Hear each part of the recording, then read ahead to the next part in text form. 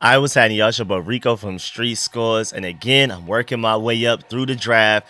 We did Jayden Daniels, then we did Javonte John Baptiste, and now we're working our way all the way up to Johnny Newton. Next up, we have wide receiver Luke McCaffrey, and of course, I've taken the time to watch some film on him, a lot more film than I watched on him before we drafted him, of course, and I dug up a lot of different stats. We're going to do a deep dive into his weaknesses and strengths, and we're basically out to prove why the Washington Commanders drafted him 100th overall. I'm giving comps to every draft pick and even some notable undrafted free agents, and I'm mostly giving like ceiling comps basically to see where they could eventually become if they end up reaching their ceiling. I feel like that's a more fun way to look at it, so I'm gonna give you Luke McCaffrey's comp as well. We're gonna do a full breakdown, how he fits on the team. Is he ready to play day one, or is this a guy that may have to play on special teams until he's ready to contribute on like the offensive or defensive side of the ball? So before we dive into all of that, make sure you stiff arm that like button, stiff arm the subscription button, and stiff arm the bell next to that subscription button so you get notification each and every time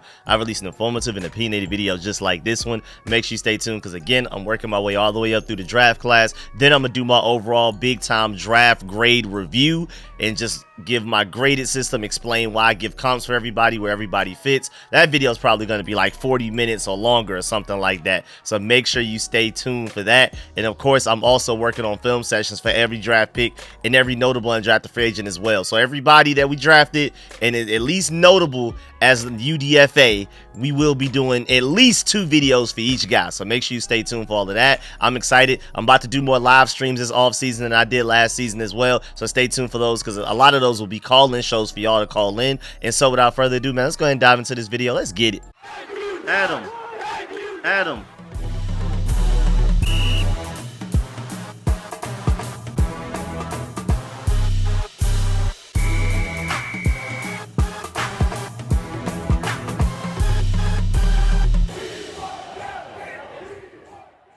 All right, first of all, one thing about Adam Peters, like one thing for certain, 2 things for sure.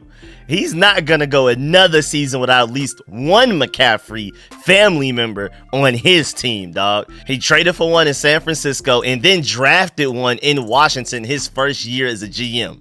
One thing about Adam Peters, I guess especially after seeing what one McCaffrey brother could do, he was like, all right, when I go to Washington, I got to go and get me another one of those. Even if he plays a different position, I don't care. And let's go ahead and get it out the way. I like to get these comps out the way, especially these ceiling comps early on in the video, so you kind of have that in the back of your mind while we're diving into the rest of the video. His stats, his weaknesses, his strengths. I want you to think of this guy when we're breaking down Luke McCaffrey. Off top, he's first of all just our big slot, our future safety blanket for Jayden Daniels. He's gonna love him, but I'm literally seeing Puka Nacua, but literally more athletic, like faster moving, quicker, all of that type of stuff. It's actually really crazy. Logan Paulson agreed in his podcast, and he watched all of the film in the world. And then if you don't want to believe us, you also have Nagy, Mr. Senior Bowl himself, doing a really nice breakdown on Luke McCaffrey. Before I even get to my breakdown and my assessment of him, here you go. First of all, the relative athletic score comparison to Puka Nacua. He ended up with a 9.56 relative athletic score. He went crazy at the combine, dog. And Puka Nacua, even though he is a really good athlete on the field, he didn't test as well in the combine. And you can even look at the tape. Luke McCaffrey does seem like a better athlete and just version of Puka Nacua, and a lot of people weren't that high on Puka Nacua. I know he went out there and did something that no other rookie wide receiver has ever done in the NFL,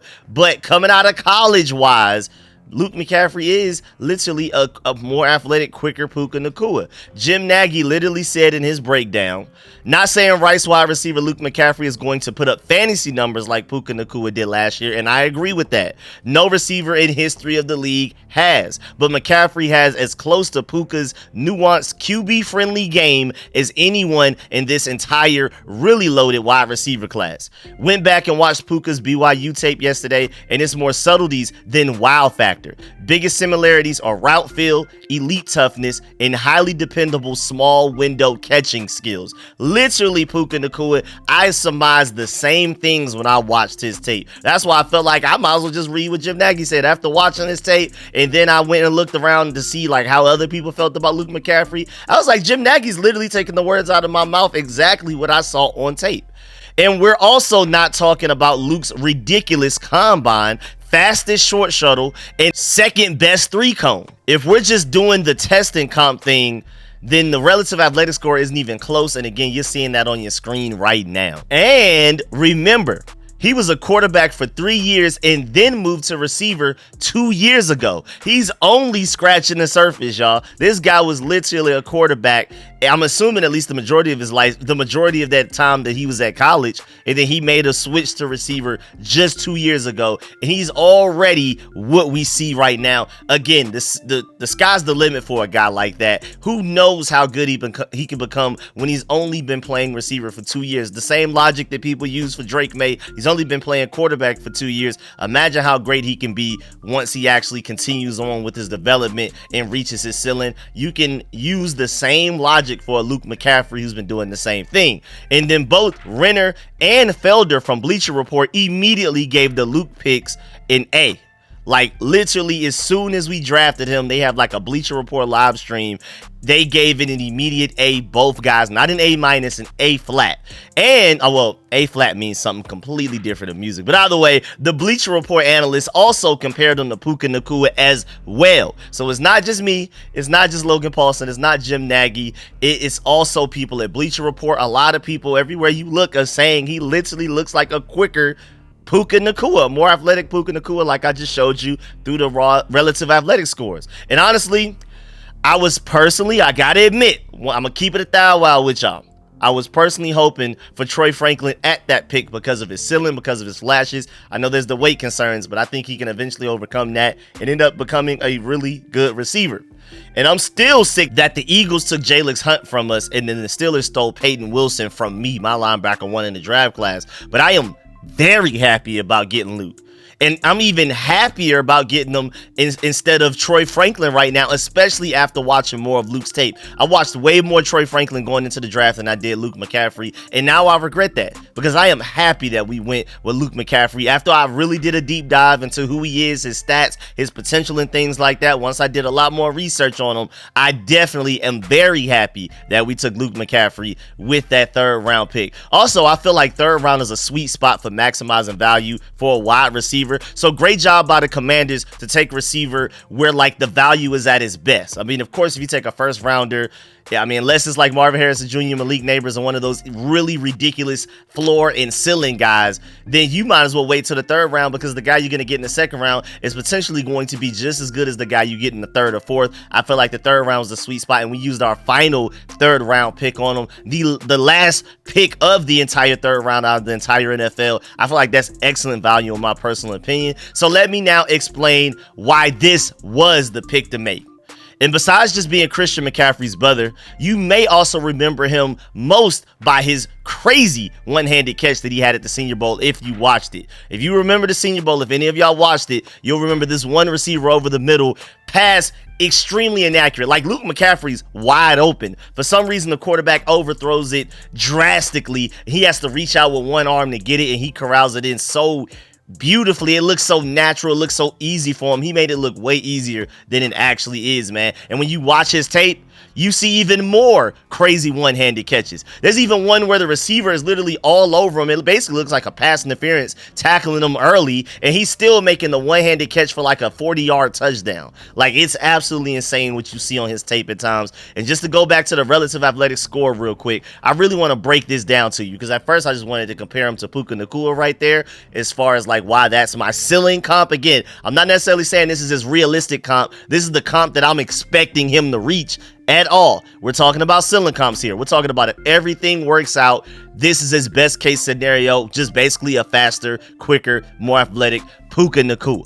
That's if everything works out, which is of course not likely, but that's the potential that he has. But then again, going back to his 9.44 relative athletic score out of 10, this ranked 192nd out of 3,402 wide receivers since 1987 to enter the NFL. This is the type of athlete we're talking about. This is not normal. This is not normal at all. And now, granted, He doesn't look like a top 200 wide receiver of all time athletes, well, at least since 1987 on tape, but he's still very athletic. I feel like he outperformed himself. You know, he kind of got up out of his body a little bit at the combine, but he's still a great athlete on tape. But I'm not necessarily sure if he looks like one of the most athletic wide receivers out of the entire NFL on his tape. But then again, I can't wait to see what opportunities he gets here, because maybe, just maybe, once he gets a better opportunity and he's not the primary focus of a defense, maybe we can start to see more of that athleticism, especially when he learns how to utilize route running a little bit better. Because right now, again, he's only been playing receiver for 2 years, so he's not the most nuanced guy when it comes to actually like route running at the top of your breaks, getting out of them quickly enough, and, you know, body angles and change of direction and things like that. Once he grasps the nuanced part of the wide receiver position, with him already having elite speed and quickness, it's going to be scary for people, which takes me back to the relative athletic score, because when we're talking about elite quickness, that short shuttle, again, like I mentioned earlier, was the best out of any wide receiver out of the entire combine. Out of all of these quick freak athlete guys like Malik Neighbors, Brian Thomas, and all of these guys, A.D. Mitchell, my boy Ladd McConkey, Luke McCaffrey is the one that had the quickest short shuttle. And to actually compare him to everybody else, first of all, short shuttle evaluates basically the quickness and change of direction ability of players. He had a 4.02. Rome Odunze had a 4.03, which is absolutely insane at the height that he is. I'm not going to lie. But Luke McCaffrey's 6'2". So, you know, Luke McCaffrey's crazy as well. And he outdid Rome Odunze there. Then my boy Ladd McConkey, who I feel like is the quickest and going to end up being like arguably the best route running receiver out of this entire class, had a 4.04. And Ricky Pearsall had a 4.05. At the height that he is, that's crazy as well. Ladd McConkey is the only short guy, I mean, I get 6 foot even, but still, out of all of the receivers out of this list. So, hey, man, tall receivers represented at the combine this year. But still, he also ran the second quickest short shuttle, as you can see on the screen right now, of any wide receiver at the combine since 2018. The only person to have a quicker short shuttle than him was Jackson Smith-Njigba back in 2023. Paris Campbell didn't run as quick of a short shuttle as Luke McCaffrey. Neither did Dylan Cantrell, and of course, we already talked about Rome Odunze, which is just ridiculous at the height that he is as well. And again, remember, only been playing wide receiver for 2 years so far in his life, and the reason I'm bringing that back up and reiterating that is because how do you have the best short shuttle time out of every wide receiver when you're transitioning from quarterback, a position that's never needed a short shuttle?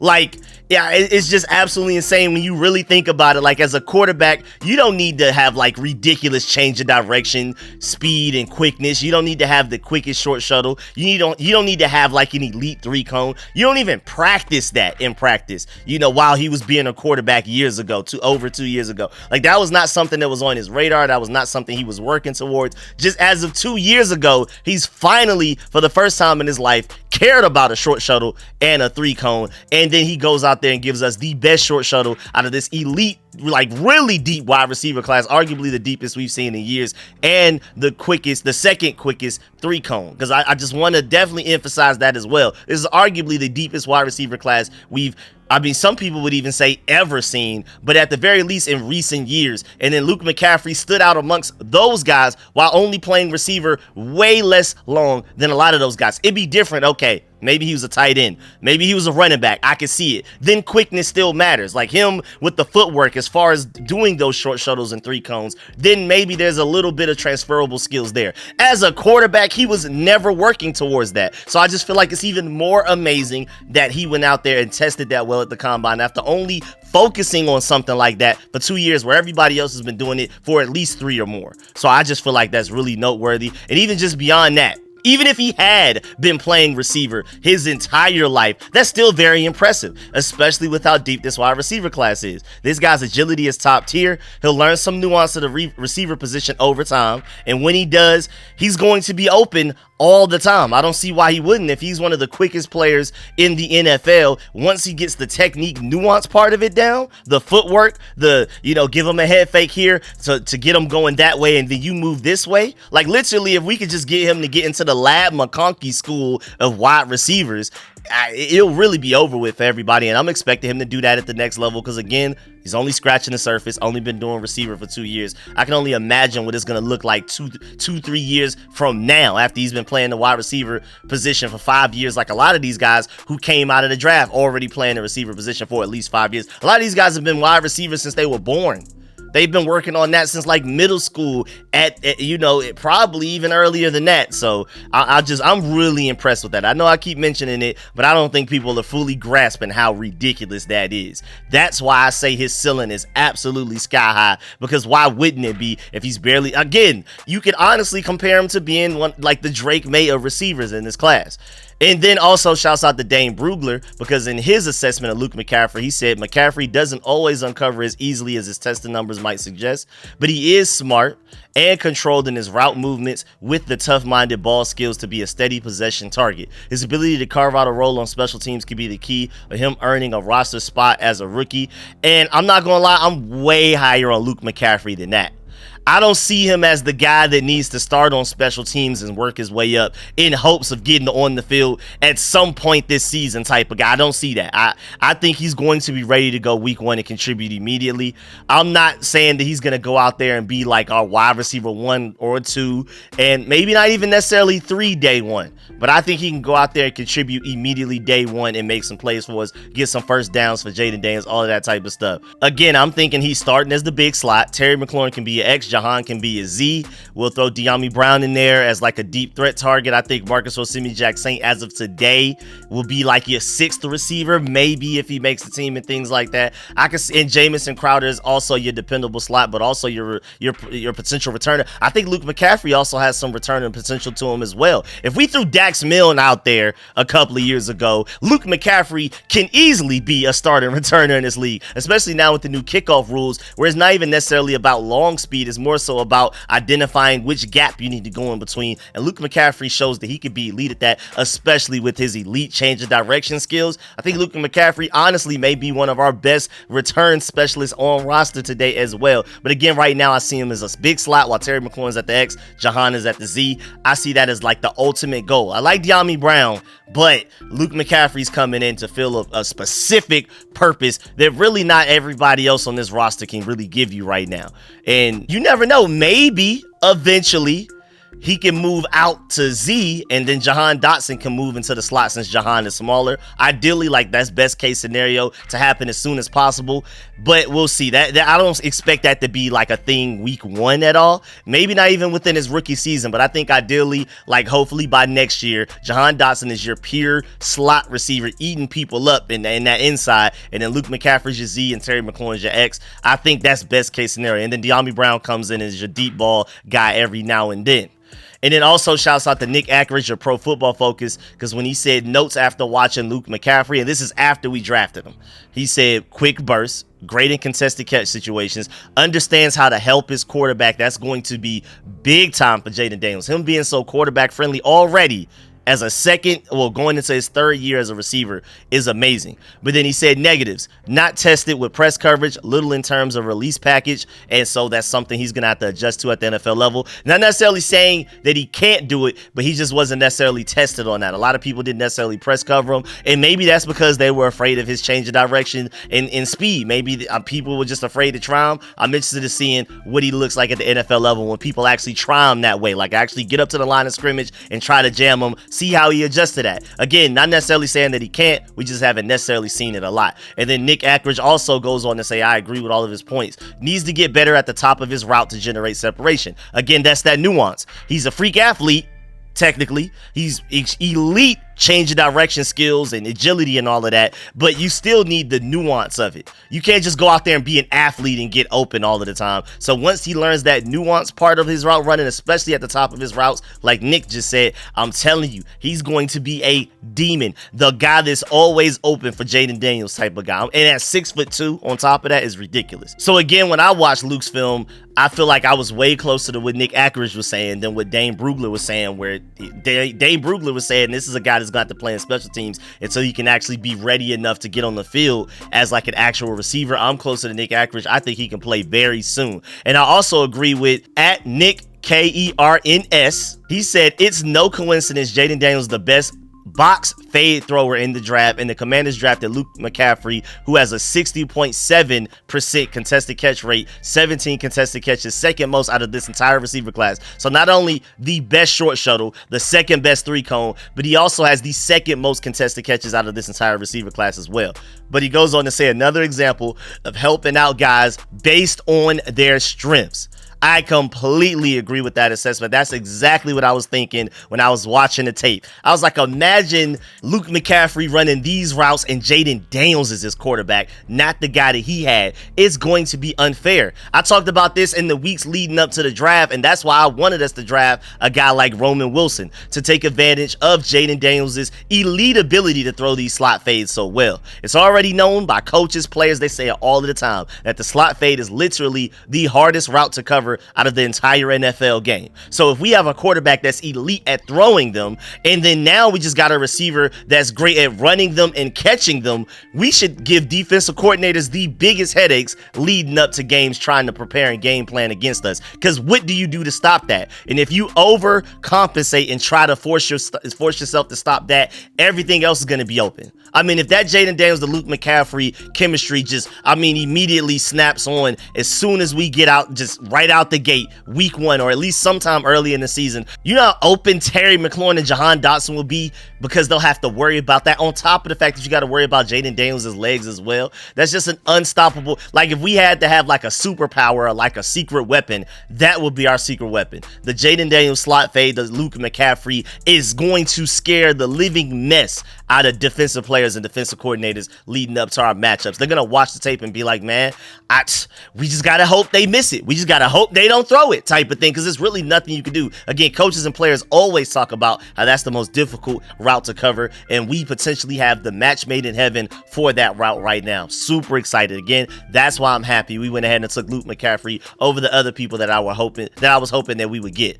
Also, what's pretty underrated is that Luke is already our tallest receiver on our roster as of today at 6'2". Like, that's insane. Like, I know I already briefly mentioned the fact that he was 6'2", but I don't think people understand that already today he's our tallest receiver. Well, technically, other than 6'5" Bryson Tremaine, who's more than likely just a practice squad guy, so he doesn't really count that much. Even though I loved him coming out of Stanford, y'all heard me talking about him a lot last year, but he never really caught on. He never really got that momentum and that development that I was hoping he would get. Maybe he'll get it this year. Maybe he'll really get a real shine this year, because he's our only receiver taller than Luke McCaffrey, and Luke McCaffrey 6'2", Bryson Tremaine 6'5". Maybe they'll give him an honest shot here. But either way, Luke McCaffrey, other than practice squad, Bryson Tremaine is our tallest receiver. So basically, that's just a taller, deep target for Jayden Daniels, which would give him a slightly bigger window than he would even have with a Terry McLaurin and Jahan Dotson for those fades that we're talking about. Like, being slightly taller does make it slightly easier for Jayden Daniels to throw the ball to you accurately. You have a bigger catch radius, a bigger window. I love Terry McLaurin, but there's only so much you could do when you're 6 foot flat. I mean, almost kind of 6'1". Luke McCaffrey is a full 6'2" and pretty long, and shows that, I mean, again, second most contested catches out of all receivers entering this draft right now, bro. That's including, I mean, we could throw names out there: Marvin Harrison Jr., Malik Neighbors, Rome Odunze, all of these great receivers, Roman Wilson. Luke McCaffrey was second. Come on, dog. It's also interesting that Luke does his best work underneath and in the middle of the field. So when we're talking about drafting Luke McCaffrey to help take advantage of Jayden Daniels' strengths, how about also in that same wide receiver, in that same package of traits from one guy, you're also drafting a guy that helps Jayden Daniels with his supposed biggest weakness, you know, with his inability or the non-willingness to throw over the middle of the field. Even though when I watch Jayden Daniels' tape, he throws over the middle of the field way more than what people give him credit for. But at the same time, if that's his weakness that people just super are stuck on, Jayden Daniels doesn't throw over the middle of the field, well, how about you get a receiver that does his best work over the middle of the field? Again, that one-handed catch that he had in the Senior Bowl, middle of the field, wide open, quarterback was just terrible. So if Jayden Daniels is that bad at throwing over the middle of the field, now you got a receiver that's elite at getting open and doing his best work in the middle of the field. So now you're good to go. And that's also going to make Luke's transition to the NFL easier. That's going to make Jayden Daniels' transition to the NFL way easier. They're all helping each other out. They're all complimenting complementing each other. I love it. But again, I would say his absolute superpower is his Terry McLaurin looking plays that I briefly mentioned way earlier in the video. He needs to stop losing his helmet though. I don't know what's going on. Needs to stop losing his helmet. I've never seen a highlight tape with a guy losing his helmet as much as him. I don't know what that is. But you know how Terry always comes down with the ball no matter how hard he's getting hit or even how he's getting hit or how he falls to the ground? Luke McCaffrey, after only playing receiver for 2 years in his life, already has that as well. If you had to depend on the guy to come down with a catch while getting absolutely hit stick from behind as he's grabbing the ball, almost being like torn in half while doing it, basically, my 2 bets would be Terry McLaurin because I've seen him do it at the NFL level, and Luke McCaffrey because I've seen him do it so much at the college level. Those are my top 2 receivers for those situations. It's 3rd and 5. We need somebody to catch this slant, knowing that a linebacker's about to come down and blast them up. Terry McLaurin and Luke McCaffrey are my picks right now out of this entire row. I love Jahan Dotson, but that's not where his superpower is. He's great at getting open, route running, all of that nuanced stuff, and he's a great hands catcher. But when it comes to we need somebody to make a catch no matter how hard they get hit, my money's on Terry McLaurin and Luke McCaffrey right now. And also go look at his tape, man, because he's doing it so often. Great hands, concentration, and ability to eat a big hit while you're defenseless to make a big catch. Like a lot of these times, I mean, again, his back is to the DB or the linebacker or whatever, and they're coming in full speed to basically knock him out. Not even trying to make a play on the ball. I'm gonna hit you so hard you're gonna drop the ball type of thing. Most receivers would drop it. Luke McCaffrey doesn't. And it's usually in ugly situations for the offense as well, like a 3rd down. We need this. We need a catch right now. Or a 2nd and long to give them a better shot at converting the 3rd down on the following play. I mean, it just seems to be like every time they need a play, Luke McCaffrey was the one that, hey, when in doubt, throw it up there. I'm gonna come down with it no matter how many people are all over me, even if it's a pass interference. And I know that has to be so annoying when you have great coverage and make a great contest on the ball and he just keeps coming down with it anyway. That has to be so demoralizing, so exhausting. You think it's 3rd down as a defender, I'm about to get off the field, all we got to do is make this stop, and then the first 95% of the play you do everything right. You have him covered, you're right with him in his hip pocket, right next to him, you're making a great play on the ball, or you end up just going and straight hit sticking him while his back is turned to you, and then he still ends up coming down with it. Now you got to play at least another 3 downs minimum. That has to be so exhausting, man. I love it. I love it even just for the mental anguish that DBs have to go through dealing with somebody like that. Now, for some stats, let's get to that. And on top of also going for nearly 1,000 yards, and again, only his 2nd season of ever playing a wide receiver position in his life, he also had 13 receiving touchdowns in 2023, which was 6th amongst wide receivers out of this entire draft class. So that's literally a touchdown a game. This guy is due for a touchdown a game. You may want to go ahead and consider getting him in fantasy teams if that trend continues at the NFL level. Not very likely, but he just has a knack for getting touchdowns. When in doubt, that boy gonna score at some point in the game.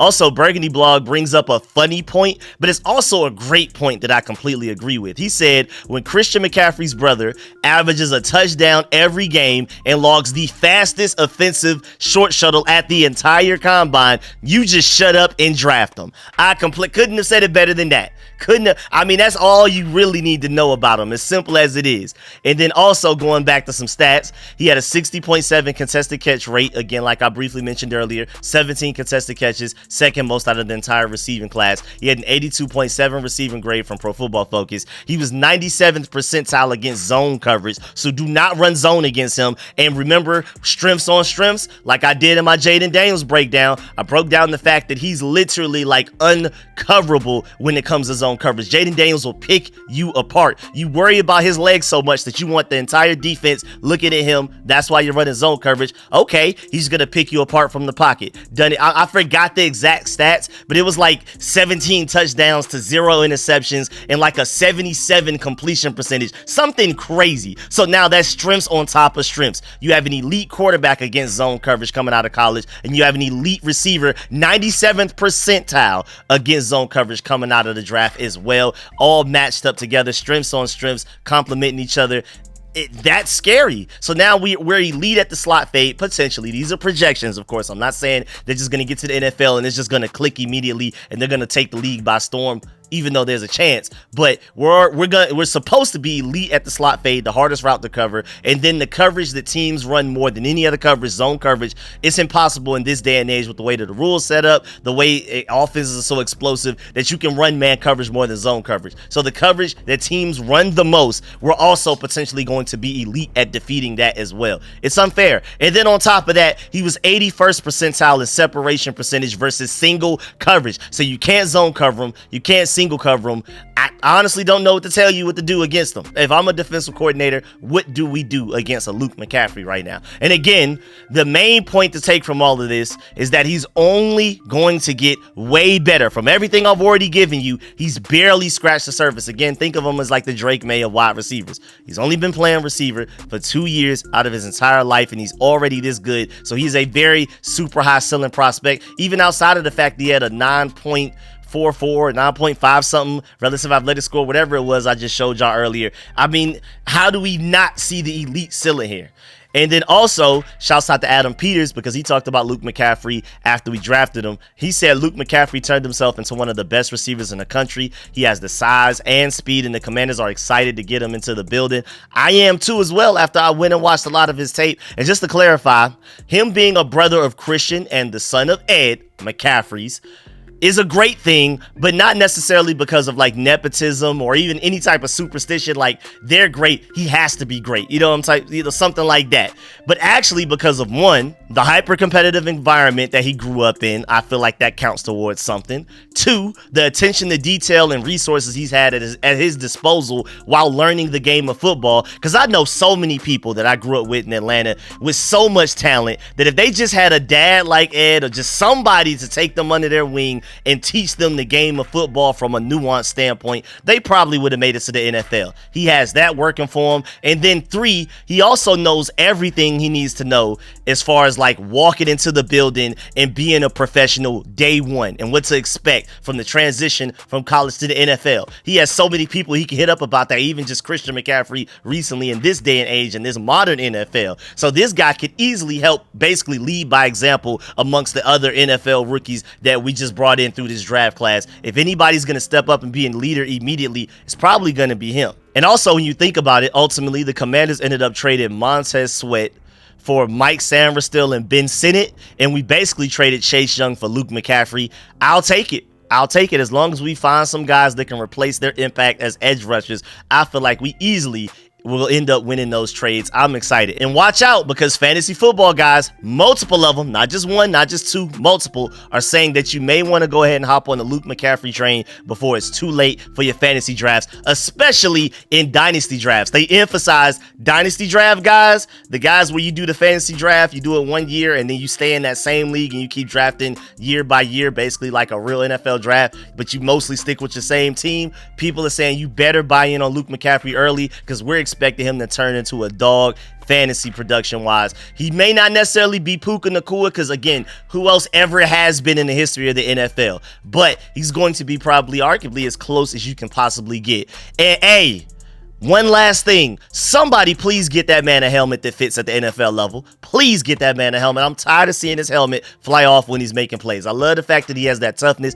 and that dog in him. But hey man, that helmet flying off thing ain't cute, bruh. Them linebackers gonna come get you after that. If you're on the ground, they going, oh my bad, I accidentally fell head first into Luke McCaffrey's non-helmeted head. You know what I'm saying? They're gonna be so petty and weird and sneaky with it. Please somebody get that man a helmet, because they're gonna be looking for a reason to concuss you, bro. I'm telling you, that's just the reality of NFL level. I know it looks all cool and all, tough guy, helmet off, screaming, first down. Can we please chill out on that? I just want you to go out there, be productive and healthy, my boy, please. But yeah, man, that's the end of this video. Please get in the comment section, let me know how you feel about everything discussed in this video. Please stiff arm that like button, stiff arm the subscription button, stiff arm the bell next to that subscription button so you get notification each and every time I release an informative and opinionated video just like this one. Make sure you stay tuned. I ended up up way busier yesterday than I expected. So just make sure you stay tuned, because even though I told y'all I would do two to three videos yesterday, I'm definitely doing that today because I'm nowhere near as busy. So make sure you stay tuned for that second video that's coming out later today. Maybe I'll take a break and do one of my fun video ideas that I have in store, or maybe we'll just go ahead and keep the momentum going. We'll just go ahead and go to Brandon Coleman, the TCU offensive lineman that we drafted, and I'm gonna prove a point as to why he is a tackle at the next level. Stop calling him a guard. We're gonna get to that. But yeah, man, let me know in the comment section how you feel about this Luke McCaffrey breakdown. Do you agree or disagree with me? Am I going too far by saying that he has the potential? I'm not saying that he literally will be, it's automatic, he's guaranteed or anything like that, but do you agree with me when we say that, when a lot of people are saying that he has the potential to be a faster, quicker Puka Nacua? So let me know how you feel about all of that. Of course, do not leave this video without leaving a like. I really appreciate it. It means the world to me. It's free for y'all. It means the world to me. And also, if you're not a channel member, go become one, because it's about to get serious, y'all. I'm telling you right now, these film sessions about to be crazy. And of course, channel members get the exclusive footage for all of those film sessions. So stay tuned, because I'm doing film breakdowns on every player that we drafted, and even some of the more notable undrafted free agents that I really like my boy Tyler Owens. So stay tuned for all of that. I'm gonna catch y'all later. Appreciate y'all. I'm out.